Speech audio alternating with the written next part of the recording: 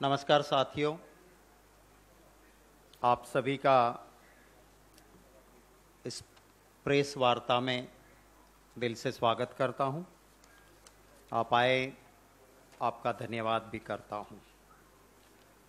आज की press conference बुलाने का कारण यही है कि पिछले कुछ दिनों से लगातार भाजपा के प्रवक्ता, भाजपा का dirty trick social media department और कुछ मीडिया भी बार बार ये बात चला रहा है कि देखो, मोदी जी को बुलाया था एसआईटी ने, वो तो चुपचाप चले गए थे, कोई हंगामा नहीं था, कोई विरोध नहीं था, जैसे ही बुलाया चले गए, कभी एसआईटी पे सवाल नहीं किया। तो मैं गुजरात से आता हूं और इस पूरे दौर का चश्मदीद गवाह हूं। मैंने सोचा आपके जरिए इस देश को भी सच्चाई बताना जरूरी है। जब एसआईटी ने समन किया, पूरे गुजरात में रातों रात दीवालों पे बहुत ही गंदी भाषा में कांग्रेस की अगुवाई वाली यूपीए सरकार, कांग्रेस के नेता और स्टेट में सबसे बड़ा संवैधानिक पद होता है गवर्नर का, उस गवर्नर के खिलाफ, क्योंकि मोदी जी को समन किया था, दीवालों पे बड़े बड़े स्लोगन लिखे गए। उस वक्त पे गुजरात की गवर्नर एक 80 साल की ऐसी महिला थी जो गांधीयन विचारधारा से जुड़ी थी। गांधी जी के कहने पे इस देश में जब गांधी जी ने आह्वान किया कि छात्र भी आजादी की लड़ाई में जुड़े, तो ये गुजरात की उस वक्त की गवर्नर साहिबा ने छात्रा होते हुए छात्रों की सेना बनाई अंग्रेजों के खिलाफ लड़ने के लिए और उसकी अगुवाई की थी। और उस गवर्नर का मोदी जी को बुलाने में या एसआईटी में कोई रोल नहीं था, फिर भी पूरे गुजरात में लिखा गया गवर्नर चोर है। बड़े बड़े स्लोगन्स, अगर आपके किसी के पास आर्काइव होगा तो पुरानी वीडियो या फोटोज निकालोगे, आपको भी वो मिल जाएगा। आपने सबने सुना कि मोदी जी तो तुरंत चले गए थे, एसआईटी का विरोध ही नहीं किया। मैं आपको याद दिलाना चाहता हूं कि उस वक्त पे जब एसआईटी बुलाना चाहती थी, मोदी जी को समन्स आया तो उसके खिलाफ उस वक्त के बीजेपी के एमएलए कालू मालीवाड़ वो हाईकोर्ट में गए और उसने कहा एसआईटी को किसी को भी समन करने का अधिकार नहीं है। वो खुद भी उसमें से एक एक्यूज थे और उसने कहा कि हमें विटनेसेस हो या एफआईआर में या एक्यूज की पिटीशन में नाम हो, उसे एसआईटी बुला नहीं सकती है। हाईकोर्ट ने उसकी पिटीशन खारिज कर दी। एसआईटी में नहीं जाना था मोदी जी को। हाईकोर्ट के ऑर्डर के खिलाफ सुप्रीम कोर्ट में चले आए और सुप्रीम कोर्ट में मोदी जी के वकीलों ने बहुत वकालत की। सुप्रीम कोर्ट से कोई रिलीफ नहीं मिली। उस पिटीशन में गवर्नमेंट ऑफ गुजरात ने एक एफिडेविट फाइल की। समन गुजरात के चीफ मिनिस्टर को किया था और जिस गवर्नमेंट को हेड करते थे उस मोदी जी की सरकार ने एक एफिडेविट फाइल की कोर्ट के सामने, हायर जुडिशरी के सामने, और उसमें लिखा कि SIT has no powers to call any person, SIT को किसी को समन करने का अधिकार नहीं है। पर हाईकोर्ट ने भी जब कोई रिलीफ नहीं दी, पिटीशन खारिज कर दी और सुप्रीम कोर्ट से भी कोई राहत ना मिली, तब जाके मोदी जी एसआईटी में पेश हुए। और जैसा मैंने कहा कि एसआईटी में पेशी हुई तो गुजरात में दीवालों पे स्लोगन लिखे। मोदी जी चाहते थे कि उनके समर्थन में पूरे देश में भाजपा निकले। भाजपा के ही एक फॉर्मर चीफ मिनिस्टर गुजरात के थे, उन्होंने मुझे बताया था कि देश का कोई भी बीजेपी का नेता इसके समर्थन में खुल के नहीं निकलेगा, क्योंकि अटल बिहारी वाजपेयी जी ने कहा था राजधर्म निभाओ, इसने नहीं निभाया है। और हमारी भाजपा की लीडरशिप कहती है कि कानून कानून का काम करेगा। मोदी जी से भाजपा ने अपने आप को अलग कर लिया था, क्योंकि कोई छोटा मोटा किस्सा नहीं था, बहुत सारे मर्डर्स के कॉन्स्पिरेटर के तौर पे एसआईटी ने बुलाया था। एक और बात कुछ लोग चलाते हैं कि ये क्या हो गया, मोदी जी आज कांग्रेस के नेता को बुलाते हैं, कांग्रेस के नेता थे तो उन्होंने भी मोदी जी को या अमित शाह को बुलाया था। मैं याद दिलाना चाहता हूं कि कांग्रेस ने अपनी अगुवाई वाली यूपीए सरकार से किसी भी सेंट्रल एजेंसी से ना अमित शाह को ना मोदी को कोई समन्स भेजा था। कांग्रेस का कोई डिसीजन उस सरकार का नहीं था। सरकार ने किसी एजेंसी को नहीं कहा था कि तुम ये करो। ये डिसीजन ऑनरेबल सुप्रीम कोर्ट का था कि एसआईटी बनेगी और एसआईटी जांच करेगी। कांग्रेस की अगुवाई वाली सरकार ने अपनी किसी भी एजेंसी के जरिए अमित शाह को या मोदी को समन नहीं भेजा था। गुजरात हाईकोर्ट ने एक एसआईटी बनाई थी जिसमें अमित शाह की सारी हकीकत बाहर निकाली, वो भी हाईकोर्ट की बनाई हुई एसआईटी थी। और मोदी जी को जिसने समन्स किया उस कांग्रेस की अगुवाई वाली सरकार की किसी एजेंसी के जरिए कांग्रेस ने नहीं किया था, सुप्रीम कोर्ट की बनाई हुई एसआईटी ने इनको बुलाया था। ये सच है और दूसरी तरफ झूठ के पुलंदे बांधे जा रहे हैं और दोनों केस में बहुत बड़ा फर्क है।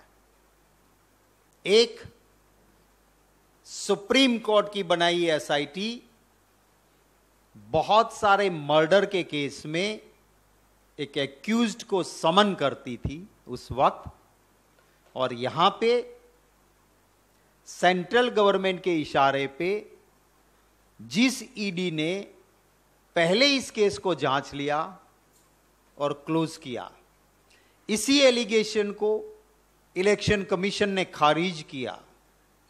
इसी एलिगेशन को लेके कोर्ट में गए और अगर कोई सीरियसनेस होती तो कोर्ट, जिसमें बेल भी नहीं मिलता, कोर्ट में मैटर पेंडिंग है, पहले ईडी ने इसको देख लिया था, तो अब दोबारा ईडी उसी मैटर को पॉलिटिकल वेंडेटा के तरह उठा रही है।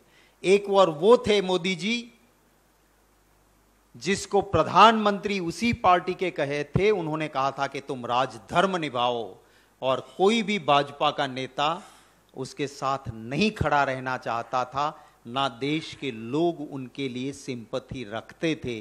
दूसरी ओर एक फॉल्स एलिगेशन, पॉलिटिकल वेंडेटा, जहां कोर्ट का कोई रोल नहीं, एक एजेंसी को पॉलिटिकल प्रेशर के दौरान करके, जहां कोई गुनाह नहीं, वहां एक बार केस देख लेने के बाद दोबारा पॉलिटिकल वेंडेटा के तहत बुलाते हैं। जिनके साथ पूरी कांग्रेस पार्टी खड़ी रहती है, देश के लोगों की सिंपैथी है, पब्लिक खुद जानती है। तो ये दोनों के बीच का जो एक गलत तरीके से पिक्चर बनाया जाता था, तब उस वक्त पे मैंने आपके सामने कुछ तथ्य यहाँ रखे हैं। और एक दूसरा भी आपको बता दूं कि कल हमने पूरे देश में ये political vendetta, misuse of government agency, misuse of power, गुनाह ही नहीं है, फिर भी जिस तरह से परेशानियां की जा रही है उसके विरोध में जहां जहां भी महात्मा गांधी जी का कोई प्रतिमा, कोई स्मारक, कोई जगह होगी, वहां कल पूरे देश में कांग्रेसी धरना देंगे। दिल्ली में हमने तय किया था कि हम शांतिपूर्ण धरना देंगे, राजघाट जाएंगे, सारे एमपीज, सीडब्ल्यूसी मेंबर्स और लीडर्स राजघाट पे धरना देंगे, शांतिपूर्ण धरना होगा, हमारा सत्याग्रह होगा। फ्राइडे को हमने तय किया, बता दिया था पुलिस को, शुक्रवार को फ्राइडे गया, सैटरडे गया, संडे गया, हमको कहा गया कि राजघाट हम परमिशन देंगे। आज सुबह कहा कि नहीं, प्रेसिडेंट ऑफ इंडिया की विजिट है, उसके बाद देखेंगे। बाद में कहा कि राजघाट पे आपको परमिशन नहीं देंगे। तो ये पुलिस चाहती है कि कोई ना कोई तरह से लोग परेशान हो, दिल्ली के लोग परेशान हो। फिर कहा गया कि नहीं, आपको राजघाट जहां धरना होता है वहां नहीं, अंदर चले जाना, राजघाट के अंदर। हमने कहा ठीक है, राजघाट के अंदर बैठेंगे। तो कहा राजघाट के अंदर जाओगे पर मीडिया नहीं आने देंगे।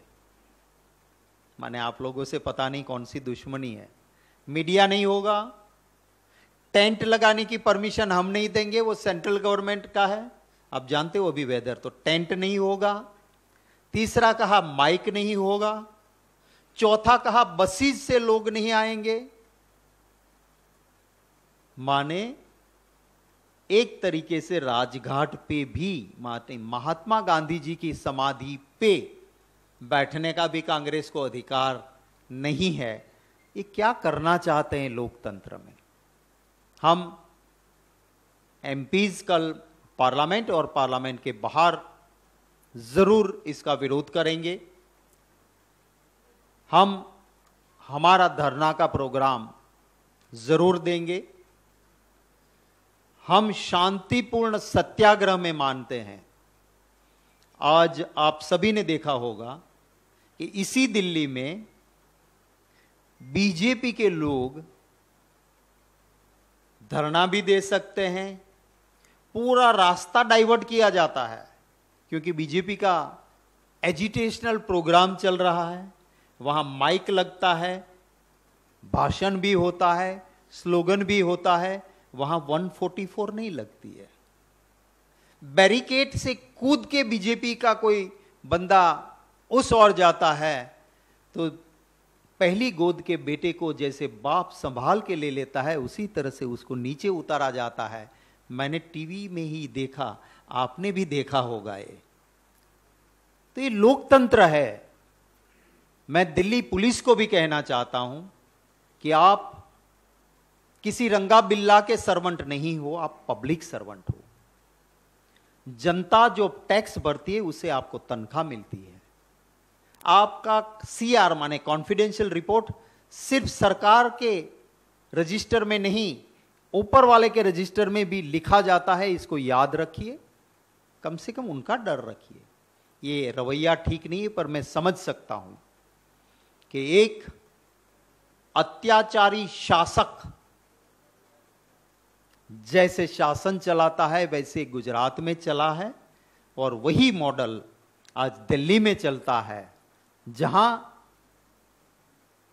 सोल्जर अच्छा है पर सेनापति अत्याचारी है, तो सोल्जर के पास वही करवाता है जो जायज नहीं है। तो ये मैंने स्यो मोटो 2 बातें रखी हैं। इसके ऊपर कोई भी आपका सवाल होगा तो उन सवालों का स्वागत रहेगा। सर, आपने कहा कि पार्लियामेंट के अंदर और पार्लियामेंट के बाहर आप लोग प्रदर्शन करेंगे, तो क्या इस तरह से आप लोगों ने पहले कांग्रेस मुख्यालय के सामने प्रदर्शन किया, वो नहीं होगा या सिर्फ पार्लियामेंट का ही आप लोगों का? देखिए, पुलिस के ऊपर निर्भर करता है। हम शांतिपूर्ण सत्याग्रह देना चाहते हैं। अगर पुलिस शांतिपूर्ण सत्याग्रह नहीं देने देगी तो दिल्ली का कार्यकर्ता मेरे दफ्तर आते हुए जहां रोका जाएगा वहां सत्याग्रह करेगा। मेरा नेता जहां उसे रोका जाएगा वहां सत्याग्रह करेगा, वहीं रुकेगा और वहीं पे जो भी होगा उसके लिए जिम्मेवार भाजपा और दिल्ली पुलिस रहेगी।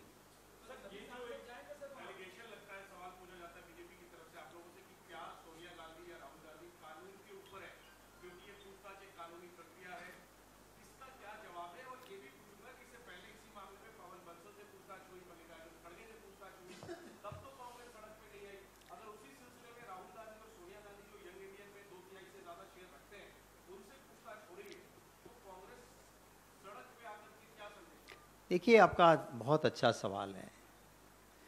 जब पहले इसी ईडी ने इसी एलिगेशन और इसी केस पे जांच कर ली 2014 में, जांच खत्म हो गई, कुछ निकला नहीं। इसी एलिगेशन पे इलेक्शन कमीशन ने कर दिया, वहां से खारिज हो गया। कोर्ट्स के ऊपर क्या ईडी है? कोर्ट में मामला आपने ले गए हो, कोर्ट ने संज्ञान लिया है, सो कोर्ट के ऊपर एपेलेट अथॉरिटी तो ईडी है नहीं। How ED can call them again? So illegal process जो चल रहा है, एक पॉलिटिकल वेंडेटा और हैरेसमेंट हो रही है, उसके खिलाफ हमारे लीडर के साथ हमारी सॉलिडारिटी है, इसलिए हम इसमें जरूर लड़ते हैं और लड़ते रहेंगे। यस।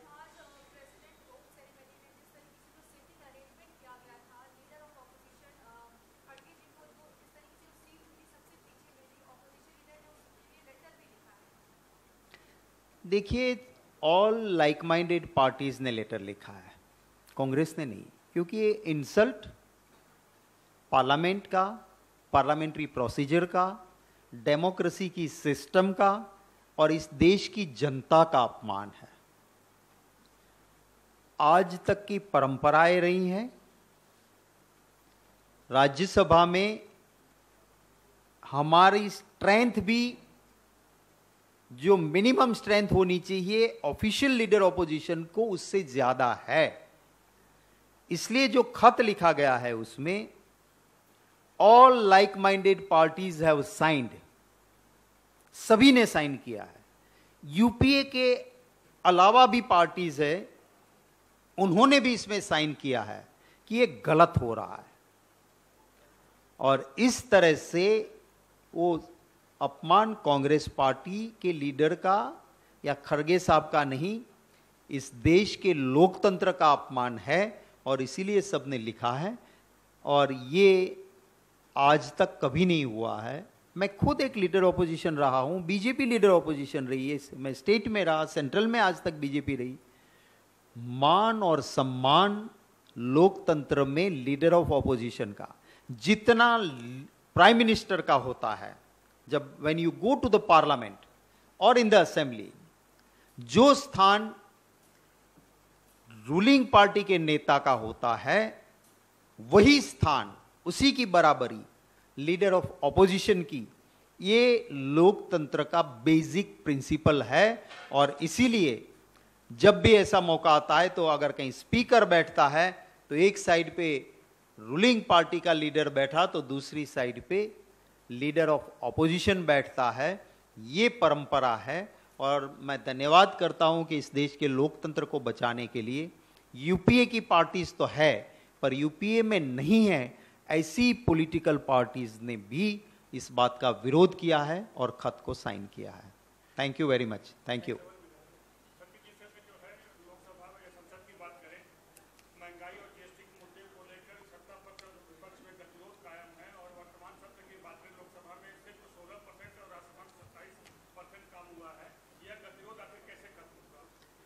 देखिए, बीजेपी जब पावर में थी तब बार बार ये कहते थे कि हाउस के चलाने का जिम्मा ऑपोजिशन पे नहीं है, वो रूलिंग पार्टी पे है।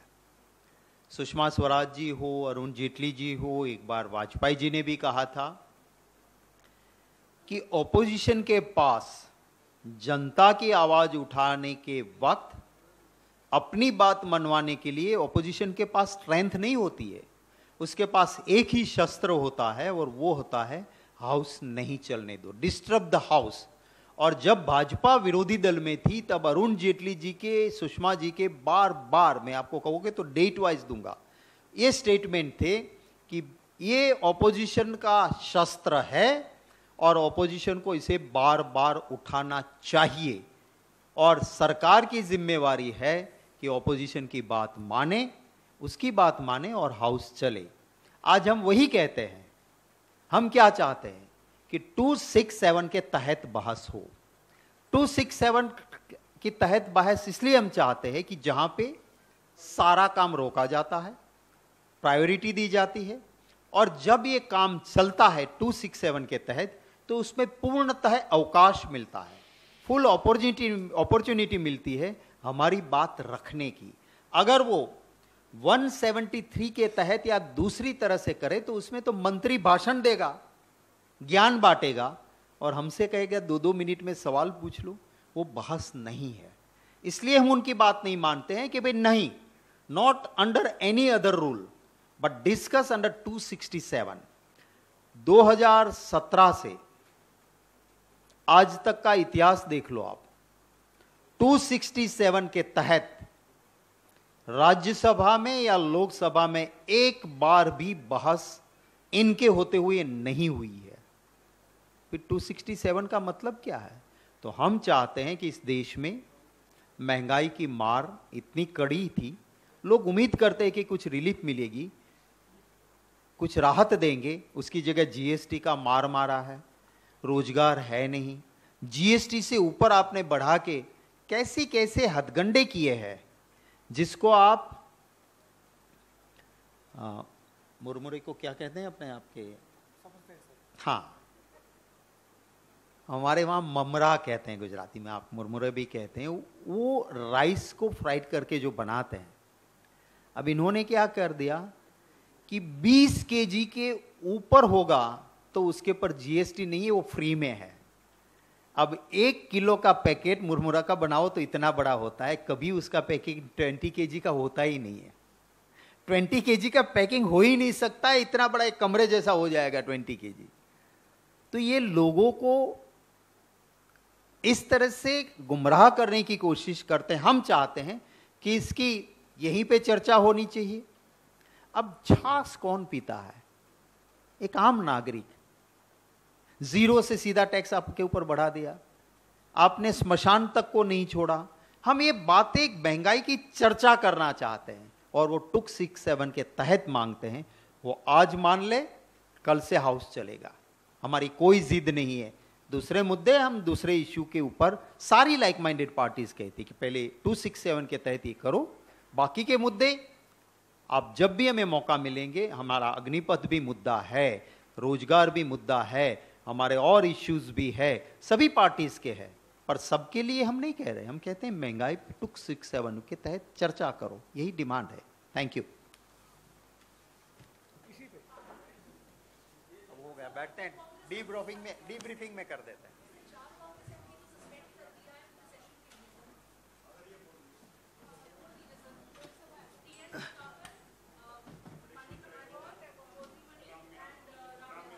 देखिए,